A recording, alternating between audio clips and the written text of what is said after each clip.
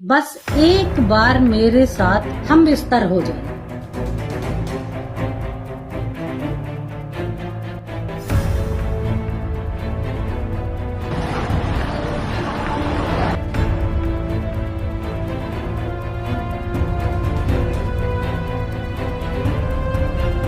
उत्तर प्रदेश के महोबा के Bhajpa district president पर एक महिला नेत्री ने गंभीर आरोप लगाए हैं। महिला भाजपा की पूर्व नेत्री और जिला महामंत्री रह चुकी है। उनका नाम दीपाली तिवारी है। दीपाली ने एक वीडियो जारी करते हुए भाजपा के जिला अध्यक्ष मोहनलाल कुशवाहा के काली करतूतों की पोल खोली है। सोशल मीडिया से मिली जानकारी के मुताबिक उत्तर प्रदेश के महोबा में मोहनलाल कुशवाहा भाजपा के जिला अध्यक्ष हैं। उन्होंने पार्टी की पूर्व जिला मंत्री दीपाली तिवारी को जिला उपाध्यक्ष बनाने के लिए हम बिस्तर होने का ऑफर दिया। दीपाली का आरोप है कि उनके इनकार करने पर उन्होंने ऑफर डबल करते हुए उसे जिला पंचायत चुनाव का टिकट देने का वायदा किया। फेसबुक लाइव में दीपाली ने यह भी बताया है कि बात ना मानने पर कुशवाहा ने उनके परिवार को फर्जी मुकदमों में फंसाने की धमकी दी है। रिपोर्ट के मुताबिक दीपाली लंबे अरसे से भाजपा से जुड़ी है, लेकिन उनका प्रमोशन नहीं हो रहा है। इस बात को उन्होंने उठाया, लेकिन कोई सुनवाई नहीं हुई, बल्कि फेवर्स मांगे गए। इसी बात से गुस्सा होकर उन्होंने भाजपा से इस्तीफा दे दिया है। हालांकि मोहनलाल कुशवाहा ने इन आरोपों को बेबुनियाद बताया है। इसने कहा, बस एक बार मेरे साथ हम बिस्तर हो जाइए। हम बिस्तर होने का मतलब सारा समाज समझता है। इनकी इतनी गंदी भावना। सोशल मीडिया पर कांग्रेस का कहना है कि महिलाओं के लिए ऐसी घिनौनी सोच और घटिया मानसिकता भाजपा नेताओं की पहचान है। एक तरफ भाजपा महिला सम्मान का ढोंग करती है, दूसरी तरफ उसके नेता अपनी ही पार्टी की महिलाओं की इज्जत रौंदने से बाज नहीं आते। सच है कि बीजेपी का डीएनए ही महिला विरोधी है। जहां ऐसे वहशियों को पनाह और बढ़ावा दिया जाता है, यही इनका असली चाल चरित्र चेहरा है। शर्म आनी चाहिए। साथ ही साथ मोदी जी पर किताब लिखने वाली लेखक मधु पूर्णिमा किश्वर कहती हैं, भारत की बेटियों से मेरा हाथ जोड़कर निवेदन है, राजनेताओं से दूर रहो, खासकर भाजपा के। ये पार्टी सबसे ज्यादा गंदी है। सेल्फ रेस्पेक्ट वाली महिलाएं ही नहीं, पुरुष भी इन्हें खटकते हैं। उसी के साथ खबर निकलकर आ रही है आईपीएस शर्मा के हवाले से। फाल्ता में आईपीएस अधिकारी अजय पाल शर्मा और केंद्रीय बलों के खिलाफ एक महिला ने गंभीर आरोप लगाते हुए पुलिस में शिकायत दर्ज कराई है। शिकायत के मुताबिक 27 अप्रैल की देर रात कुछ लोग खुद को सीआरपीएफ का मेंबर बताकर बिना वारंट घर में घुस आए, परिवार के साथ मारपीट की और महिलाओं के साथ घटिया सुलूक किया। पीड़िता ने आरोप लगाया कि आरोपियों ने एक राजनीतिक दल के पक्ष में वोट देने का दबाव बनाया और धमकी दी। साथ ही चुनाव ड्यूटी पर तैनात आईपीएस अधिकारी अजय पाल शर्मा की दादागिरी के खिलाफ लोगों ने जांच की मांग की है। महिला ने मुकदमा दर्ज कर दोषियों पर सख्त एक्शन और सुरक्षा लगाने की अपील की है। सोशल मीडिया पर चल रहा है उत्तर प्रदेश समझकर महिला के घर में घुस गया होगा, लेकिन केस उल्टा पड़ गया। साथ ही साथ लोगों ने कहा, उत्तर प्रदेश की पुलिस इन अफसरों की वजह से बेहद बदनाम हो चुकी है। इल्लीगल और बेहद गलत एनकाउंटरों के नाम पर पूरी पुलिस फोर्स को गैर कानूनी संगठन में बदल दिया है। ये लोग जहां भी काम करेंगे यही काम करेंगे और बदनाम होंगे।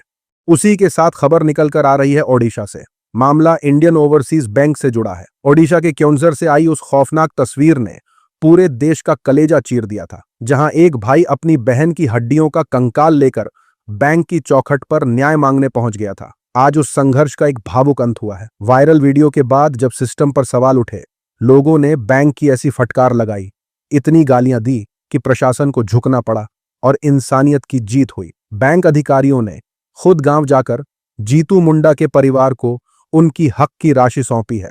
क्योंझार के दियानाली गांव के रहने वाले जीतू मुंडा के लिए अपनी मरहूमा बहन कालरा मुंडा के बैंक खाते में जमा पैसे पाना किसी पहाड़ को तोड़ने जैसा था। अनपढ़ और सरकारी दांव पेंचों से अनजान जीतू कई दिनों तक बैंक के चक्कर काटता रहा, लेकिन हर बार उसे खाली हाथ लौटना पड़ा। थक हारकर और सिस्टम की बेरुखी से टूटकर वो अपनी बहन के कंकाल को ही एक बोरी में भरकर बैंक पहुंच गया। ये मंजर जिसने भी देखा उसकी आंखें नम हो गईं और देखते ही देखते ये वीडियो पूरे देश में बैंकिंग सिस्टम की अकड़ के खिलाफ सवाल बनकर गूंजने लगा। सोशल मीडिया पर जब यह मामला सुर्खियों में आया तो सारे अधिकारी अलर्ट हो गए। जनता के गुस्से को देखते हुए उन्होंने कालरा मुंडा का डेथ सर्टिफिकेट और जीतू समेत उसके तीनों भाइयों का कानूनी वारिस प्रमाण पत्र जारी किया। सोशल मीडिया पर चल रहा है कि सोचिए, देश में गरीबी की हालत कैसी है। लोग 20,000 रुपए निकालने के लिए इतने गंभीर कदम तक उठा रहे हैं। मीडिया एंकर्स कहेंगे कि ये चौथी बड़ी इकोनॉमी है, लेकिन अब ये छठी बड़ी इकोनॉमी बन गया है। साथ ही साथ कांग्रेस ने कहा, जिस देश में सरकार अमीरों का 16 लाख करोड़ रुपए का कर्ज चुटकियों में माफ करती है, उस देश में जीतू जैसे गरीबों को 19,000 रुपए के लिए इस कदर परेशान किया जाता है। ये घटना देश के असल हालात को बताती है, वो हालात जहां गरीबों की सुनवाई नहीं है, सिस्टम पूरी तरह से अमीरों के कब्जे में है। खबर निकलकर आ रही है अखिलेश यादव के हवाले से। राजनीति में अक्सर नेता एक दूसरे पर तीखे वार करते हैं, मगर समाजवादी पार्टी के अध्यक्ष अखिलेश यादव ने मंगलवार को कुछ ऐसा किया जिसने सबकी बोलती बंद कर दी। अखिलेश यादव अचानक लखनऊ के मेदांता अस्पताल पहुंच गए। वहां उन्होंने बहराइच सदर से भाजपा विधायक अनुपमा जायसवाल से मुलाकात की। अनुपमा जायसवाल वही विधायक हैं जो कुछ दिन पहले अखिलेश यादव और राहुल गांधी का पुतला फूंक रही थीं। इसी प्रोटेस्ट के दौरान वो हादसे का शिकार हो गईं और बुरी तरह झुलस गईं। अखिलेश यादव को अपने सामने देखकर अनुपमा जायसवाल के चेहरे पर मुस्कान आ गई। दरअसल भाजपा के लोग अखिलेश यादव और राहुल गांधी के खिलाफ प्रोटेस्ट कर रहे थे। पूर्व मंत्री अनुपमा जायसवाल इस प्रोटेस्ट को लीड कर रही थीं। जैसे ही उन्होंने पुतले में आग लगाने की कोशिश की, आग की लपटें अचानक बेकाबू हो गईं। इस हादसे में अनुपमा के चेहरे और बाल आग की चपेट में आ गए। आनन फानन में उन्हें अस्पताल ले जाया गया। हालत गंभीर देखते हुए डॉक्टरों ने उन्हें बेहतर इलाज के लिए लखनऊ के मेदांता अस्पताल रेफर कर दिया था। अखिलेश यादव ने इस मुलाकात की तस्वीर अपने सोशल मीडिया पर शेयर की है। तस्वीर में साफ दिख रहा है कि अनुपमा जायसवाल अस्पताल के बेड पर एडमिट है। अखिलेश यादव उनके बगल में खड़े होकर उनका हालचाल पूछ रहे हैं। सोशल मीडिया पर चल रहा है कि भाजपा के अपने लीडर्स अनुपमा जायसवाल की खबर लेने नहीं पहुंचे, लेकिन विपक्ष के अखिलेश यादव पहुंच गए। जिन पीएम मोदी का ध्यान खींचने के लिए अनुपमा ने यह ड्रामा किया, उन्होंने तो एक पोस्ट भी नहीं किया। साथ ही साथ लोगों ने कहा, जले पर नमक छिड़कना सुना था, आज देख भी लिया। साथ ही साथ आपसे भाजपा जाने वाली स्वाति मालीवाल ट्रोल हो रही हैं। राघव चड्ढा के साथ आम आदमी पार्टी छोड़ने वाली स्वाति मालीवाल ने अब सफाई दी है। स्वाति मालीवाल ने एक पोस्ट के जरिए कहा कि जो लोग पूछते हैं कि मैंने आप क्यों छोड़ी, कहते हैं मैंने गद्दारी कर दी। मैं आज उनसे दिल की बात करना चाहती हूं। मैंने 2006 में अरविंद केजरीवाल जी की संस्था से जुड़कर सोशल वर्कर का रास्ता चुना था। मेरे सालों के काम को देखकर पार्टी ने मुझे राज्यसभा भेजा। 1 दशक बाद पहली बार कोई महिला आपसे संसद पहुंची थी। मुझे लगा था कि अब महिलाओं की आवाज संसद में रख पाऊंगी, लेकिन संसद पहुंचने के कुछ ही महीनों बाद मेरी जिंदगी की सबसे दर्दनाक घटना हुई। अरविंद केजरीवाल जी के घर में मुझे उनके पीए ने बुरी तरह पीटा, अपमानित किया। मेरी आत्मा तक घायल हो गई। मैंने तय किया कि मैं डरूंगी नहीं, लड़ूंगी। अगर कोई गद्दार है तो मैं नहीं। गद्दार वो हैं जिन्होंने एक महिला को पीटा, उसका सम्मान छीना और फिर उसी पर सवाल उठाए। इसके बाद स्वाति ने भाजपा की तारीफ में कसीदे पढ़े। जनता ने सोशल मीडिया पर स्वाति मालीवाल को आईना दिखाया है। सोशल मीडिया पर चल रहा है कि जो बेटी अपने बाप पर ही संगीन इल्जाम लगा दे और उन्हें फंसा दे, उसके लिए अपना पॉलिटिकल गुरु बदलना तो बहुत मामूली सी चीज है। साथ ही साथ लोगों ने कहा, जो महिला भाजपा नेता और दुष्कर्म के आरोपी बृजभूषण शरण सिंह के खिलाफ प्रोटेस्ट कर रही थी, आज वही महिला उन्हीं की पार्टी में जुड़ गई है। स्वाति जी की मेहनत यही से पता लग गई है। अगली अपडेट गोधरा से सामने आई है। एक ऐसे शहर में जिसे अक्सर अपने दंगों वाले इतिहास के लिए जाना जाता है, इसी गोधरा ने 2026 के लोकल बॉडी इलेक्शन में सामाजिक एकता का बड़ा मैसेज दिया है। गोधरा म्यूनिसिपैलिटी में इंडिपेंडेंट उम्मीदवार अपेक्षाबेन नैनेश भाई सोनी ने वार्ड नंबर 7 से शानदार जीत हासिल की है। ये एक ऐसा इलाका है जहां 100% वोटर मुस्लिम है, यानी जिस सीट पर सभी वोट मुस्लिम है, वहां से एक हिंदू महिला चुनाव जीती है। अपेक्षाबेन सोनी की जीत ने इलाके की पॉलिटिकल कहानी को पूरी तरह से बदल दिया है। खुद वार्ड 7 में रजिस्टर्ड वोटर न होने के बावजूद वो मुस्लिम लोगों का गहरा भरोसा जीतने में कामयाब रहीं।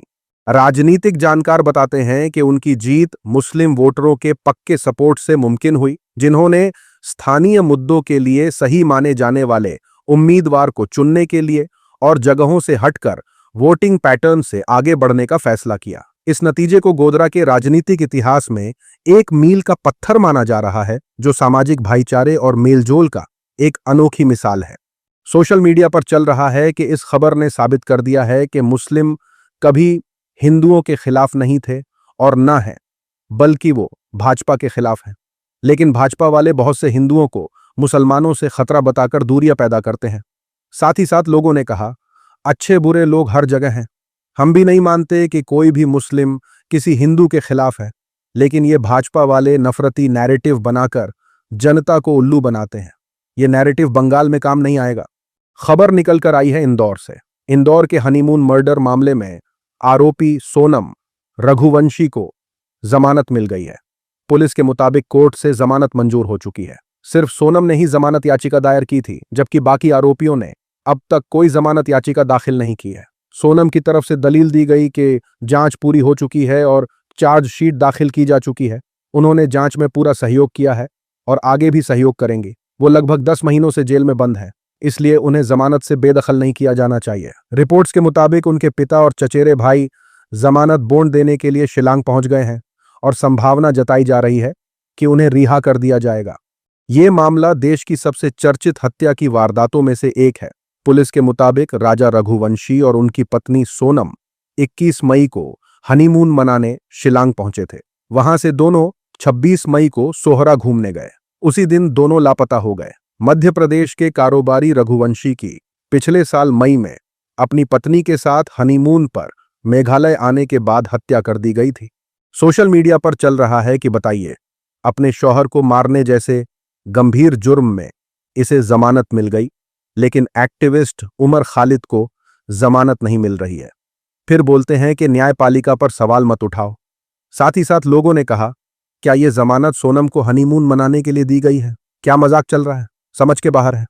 ये खबर देखिए। आईपीएल के मैच के दौरान एक बड़ा विवाद खड़ा हो गया है। राजस्थान रॉयल्स की टीम के कप्तान रियान पराग को लाइव कैमरे में वैपिंग करते हुए पकड़ा गया।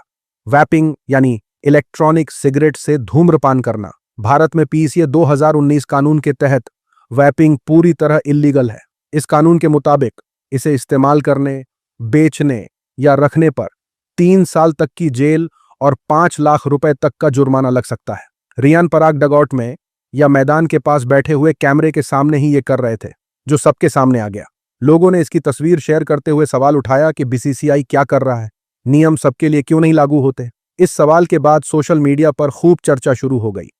कुछ लोग कह रहे हैं कि इतने बड़े स्टार के लिए नियम अलग हो जाते हैं। कुछ का कहना है कि सिगरेट और गुटखा तो कानूनी है, लेकिन वैपिंग क्यों बैन है? कई लोगों ने क्रिकेट बोर्ड से सख्त कार्रवाई की मांग की है, जैसे मैच से बैन करना या जुर्माना।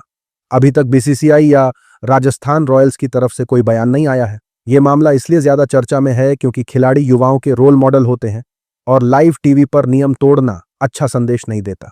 देखते हैं आगे क्रिकेट बोर्ड क्या कदम उठाता है। सोशल मीडिया पर चल रहा है जैसा कि इनके नाम में ही पराग है। हम तो वैपिंग को बिल्कुल भी एंडोर्स नहीं करते। मैं तो सिर्फ पान पराग को ही ऊपर मानता हूं। साथ ही साथ लोगों ने कहा, यह क्या बात हुई? अगर वैपिंग बैन है तो स्मोकिंग क्यों अलाउड है? स्मोकिंग तो और भी ज्यादा खतरनाक है। ये किस तरह के नियम है? आज की वीडियो में इतना ही। अपनी राय सुझाव कमेंट में जरूर बताएं। मिलूंगा आप सभी से अगले वीडियो में। तब तक के लिए अपना ख्याल रखें।